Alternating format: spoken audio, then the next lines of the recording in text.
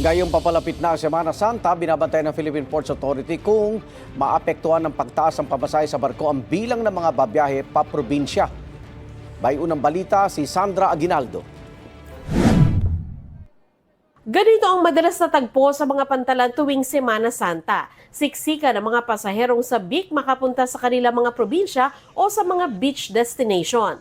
Pero ayon sa Philippine Ports Authority o PPA, babantayan nila kung ano ang epekto ng krisis dulot ng giyera sa Middle East sa dami ng taong bibiyahe sa Semana Santa.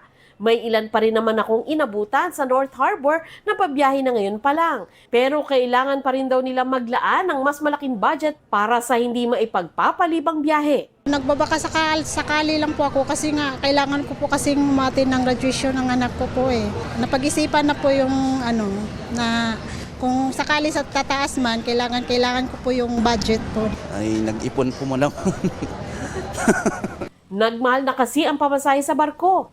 Pinayagan kasi ang mga domestic shipping line na pansamantalang taasan ang fuel surcharge ng hanggang 20% dahil na rin sa mega oil price hike na dulot ng giyera sa Middle East. Depende sa layo ang dagdag fuel surcharge. Ang isang shipping line, mahigit 200 piso ang dagdag pamasahe sa biyaheng Manila pa Cebu o Cagayan de Oro. 30 pesos naman sa biyaheng Dumaguete de Polog at 2 piso lang sa Cebu Tagbilaran. Nung tinitingnan po namin yung magiging increase sa pamasahe, we want to make sure na hindi naman po aaray ang mga pasahero natin.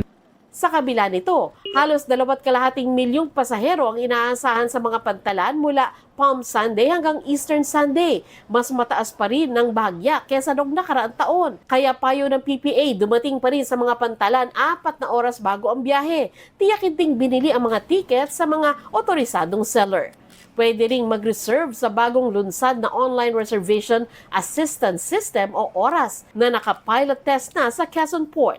Sa mga sasakyang magro-roro na may dalang mga agricultural products, piso na lang ang terminal fee bilang tulong. Kabilang po dyan yung mga may kargang mais, bigas, pati na rin po yung mga poultry products, pati po yung mga may karga na mga masisira po na produktong pang-agrikultura. No? Ito ang unang balita. Sandra Aguinaldo para sa GMA Integrated News.